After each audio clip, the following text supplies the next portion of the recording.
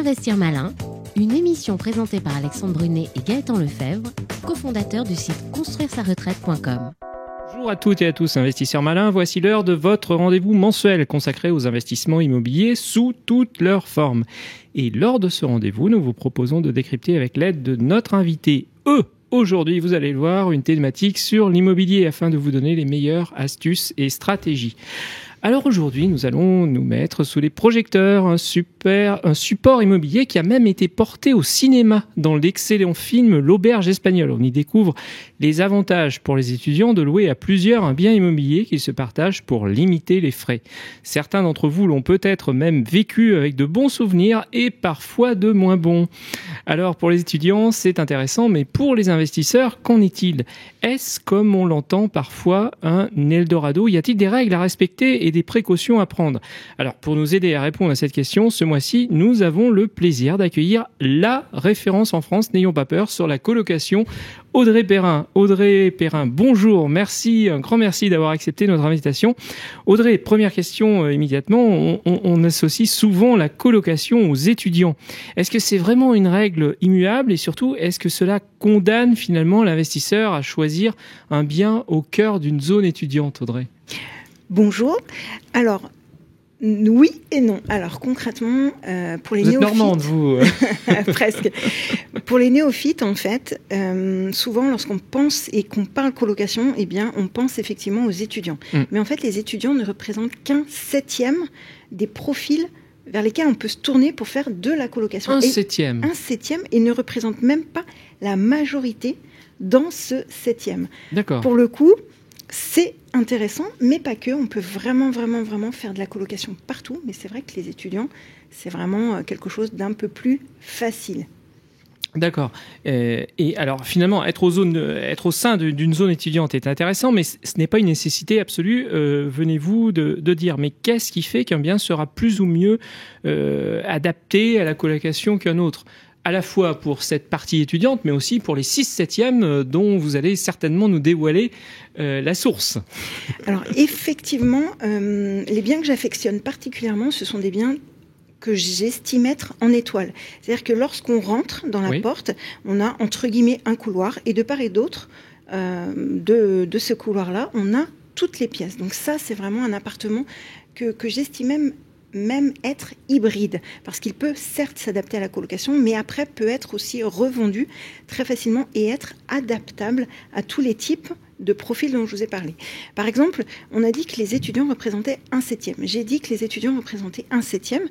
Clairement, plus de 54% aujourd'hui des personnes qui habitent dans des colocations sont des actifs et ou des jeunes actifs. D'accord. Vraiment. Donc des gens qui gagnent aussi bien leur vie. Ce n'est pas que réservé aux personnes qui auraient un petit peu de mal à boucler les fins de mois. On est vraiment sur une recherche d'autre chose, d'un emplacement, aussi d'une ambiance et le fait aussi de ne pas être seul. Donc un septième, il y a les étudiants, les actifs, jeunes actifs, les seniors. Oui. Ensuite, il y a les divorcés célibataires, les familles monoparentales, et par thématique également, du style le sport, et aussi par communauté religieuse ou autre. Et ça, c'est génial lorsqu'on s'y met. Effectivement, ça donne un champ des possibles extrêmement large.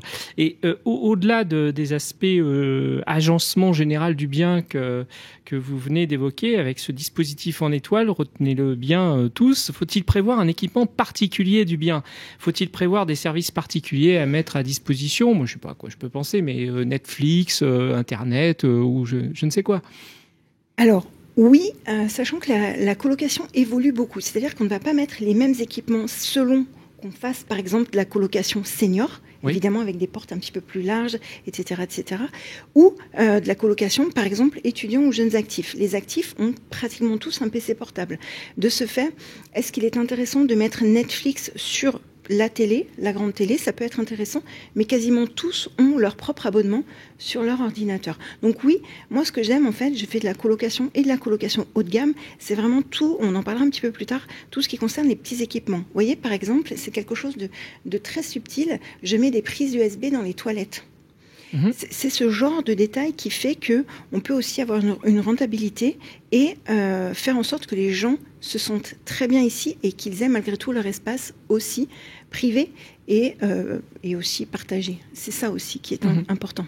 Et vous entretenez également un lien avec vos locataires pour savoir ce qu'ils attendent et ce qui pourrait éventuellement manquer, de manière toujours à coller aux attentes du client, si je puis dire. Exactement, en fait. Mes locataires sont mes clients. Et de ce fait, je suis obligée d'être toujours à leur écoute. Et je leur dis, en fin de bail, par exemple, je leur dis, est-ce qu'il y a quelque chose qui a manqué ou est-ce que vous verriez quelques améliorations? Et parfois, il suffit simplement, par exemple, d'un percolateur au lieu d'une cafetière classique. Et ça y est, c'est parti. Et ça améliore aussi la colocation, ça améliore aussi l'expérience client et ça fait en sorte, c'est du temps et de l'argent aussi gagné, puisque ça fait en sorte que les gens restent plus longtemps, qu'ils recommandent, qu'ils ne dégradent pas. Et c'est QFD tout ça. Avis à tous les marchands de sommeil. C'est ça. Effectivement. Parlons un peu chiffres parce que nous sommes sur Investir Malin et c'est quand même ce qui nous intéresse. Combien peut-on attendre en termes de rentabilité avec un investissement en colocation, Audrey Perrin? Alors toujours pareil, une réponse de Normande. Généralement, si on est sur du 4-5% net, c'est très bien. Moi, j'attends. Net, c'est-à-dire après impôt. Après avoir tout payé. Évidemment, on ne va pas avoir la même rentabilité selon qu'on investit à Bordeaux ou selon qu'on investit en fin fond de la Creuse. Par contre, moi, mes rentabilités sont supérieures à 30%, net. En général, si on obtient une rentabilité entre 10 et 12-15%, c'est une excellente rentabilité. Et la colocation fait vraiment partie aujourd'hui du type d'habitation sur lequel on peut faire en investissement locatif de l'énorme rentabilité. Une énorme rentabilité, oui. Donc là, pour vous, dans votre cas, vous êtes aux alentours de, vous avez évoqué 30% environ. Plutôt en moyenne 10-15%, c'est ça? 10-15% pour peut-être des personnes qui débuteraient, qui feraient de la colocation entre guillemets classique. D'accord. Mais effectivement, après, c'est vrai qu'on avance. Comme je l'ai dit, je fais de la colocation et de la colocation haut de gamme. Et de ce fait, en général, j'ai entre 20 et 30% pour les biens qui sont les plus rentables et les plus intéressants pour moi. Amis auditeurs, écoutez bien et allez vous référer sur le site d'Audrey Perrin. 20 à 30% possible en termes de rentabilité. Alors, bien entendu, 20-30%, mais le risque zéro n'existe pas. Et pour vivre son investissement en colocation plus sereinement, on dispose d'un cadre législatif depuis la loi Allure sur le bail de colocation. Donc il existe différentes manières de contractualiser ce bail avec les colocataires. Est-ce que vous pouvez nous les rappeler et nous dire en fonction des conditions celles qui sont le plus appropriées? Alors bon, entre toute la panoplie de clients que vous pouvez avoir, l'étudiant auquel ça serait peut-être adapté ou peut-être aux seniors, comment est-ce qu'on s'y retrouve? Alors déjà, on ne fait pas le bail que l'on souhaite faire parce qu'on a plus d'affinité avec tel type de bail ou tel type de bail. En fait, on va regarder par défaut le règlement de copropriété. On va regarder ce qu'il est possible de faire ou non. Et en fonction de cela, on va adapter le bail. Donc concrètement, il existe en colocation 2 baux, essentiellement qui est pour le coup soit le bail individuel ou soit le bail collectif. Le bail collectif ne signifie pas forcément que Pierre, par exemple, paierait le loyer de Paul lorsque celui-ci pourrait partir. Ce n'est pas tout à fait ça. C'est-à-dire que le bail individuel, c'est, par exemple, moi, Audrey, qui loue à Michel. Donc, je lui loue une chambre qui est dans un appartement. Une chambre qui a telle caractéristique, qui est dans un appartement, qui comprend une cuisine, une salle de bain, etc., etc. Ensuite, le bail collectif, là, c'est différent. C'est-à-dire que c'est l'appartement que moi, Audrey, je loue à Pierre, Paul et Jacques. Et au sein de cet appartement, il y a la chambre bleue, qui a un loyer de X, la chambre rose, et la chambre jaune, qui a un loyer de X. Et aucune chambre n'est attitrée à une personne. C'est la différence. Et c'est ce qui, parfois, peut nous permettre de sauter sur quelques bonnes affaires lorsque il y a une mention notamment qui est indiquée qui dit toute chambre meublée destinée à être louée à des personnes distinctes est strictement interdite. D'accord. Ça, ce sont des anciens règlements, c'est une ancienne règle et qui apparaît encore parfois sur les règlements de copropriété, mais grâce, bien sûr qu'il faut étudier ça et faire appel évidemment à un avocat si on a un vrai doute, mais on peut contourner cette règle avec un bail collectif. Donc, comme je l'ai dit, c'est l'ensemble de l'appartement qui est mis à disposition de Pierre, Paul et Jacques. Et si besoin, s'ils n'arrivent pas à la même date, on va leur faire un avenant. Et ensuite, ils se distribuent les chambres comme bon leur semble. Et si Paul ne paye pas ?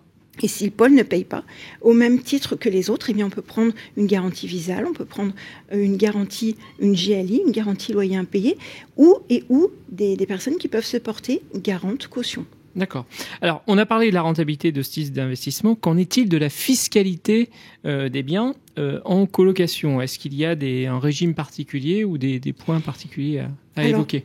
Non, pas forcément. Ça va toujours dépendre de votre situation. C'est-à-dire que si vous êtes en couple, si vous investissez seul ou pas, ou que vous avez une grande famille, ou que vous souhaitez transmettre à des personnes, vous pouvez très bien mettre la colocation dans tous ces systèmes comme ça. Il y a bien sûr le LMNP, le loueur meublé non professionnel. On peut basculer aussi en LMP, loueur meublé professionnel. On peut même faire de la colocation nue ou meublé dans une SCI, par exemple. Il n'y a pas de contre-indication. C'est vraiment vous, en fonction vraiment de votre régime fiscal, de votre situation aussi professionnelle. Vous voyez, j'ai pas mal de personnes qui sont fonctionnaires, qui n'ont pas le droit d'avoir des biens, entre guillemets, en nom propre. C'est un petit peu plus complexe que ça.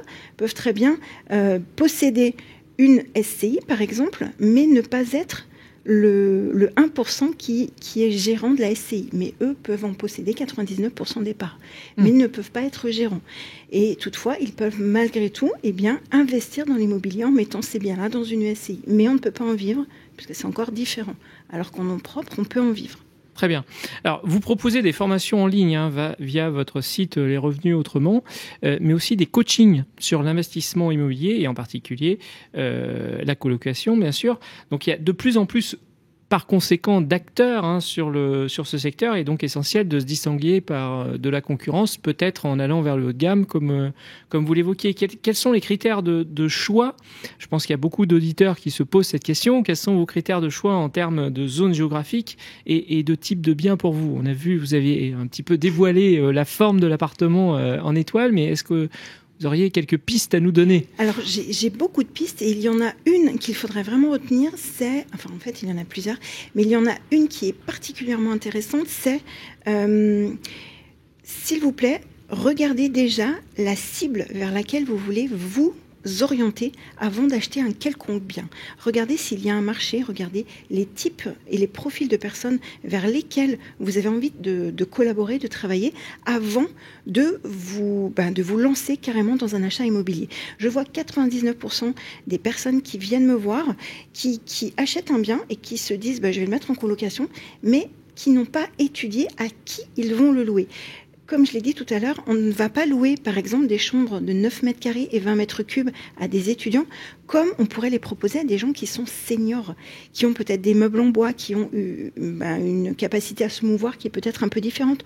On est obligé d'adapter le bien aux personnes vraiment à qui on loue, et aussi le budget, savoir si les personnes ont le budget.